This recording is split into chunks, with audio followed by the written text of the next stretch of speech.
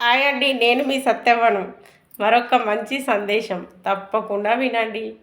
ఎందుకంటే జీవితం అన్నప్పుడు ఎన్నో కష్టాలు వస్తాయి, సుఖాలు వస్తాయి.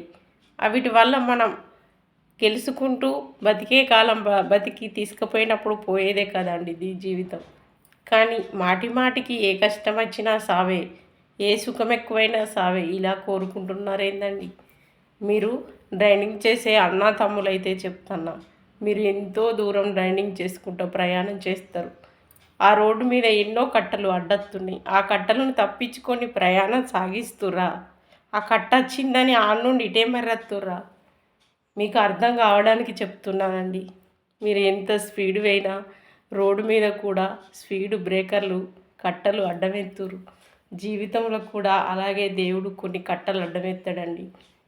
అలాంటి కట్టలను తప్పించుకోవాలి. అలాంటి కట్టాలంటే కొందరికి ప్రేమ రూపంలో కావచ్చు, కొందరికి భార్య రూపంలో కావచ్చు, కొందరికి డబ్బు రూపంలో కావచ్చు, కొందరికి ఆరోగ్య రూపంలో కావచ్చు. అవి ఏవైనప్పటికీ దేవుడు మనకిచ్చిన జీవితం పూర్తిగా ఆ ప్రాణాన్ని తీసుకురాపో అని పంపేదాకా ఉండడమే మనకు అర్థమండి. ఈ కష్టాలను భరించలేక చనిపోవద్దు, ఉన్నవారిని బాధ పెట్టద్దండి. ఈరోజు ఒక్కరిని చూసినా ప్రేమ కోసం చచ్చిపోయిండు.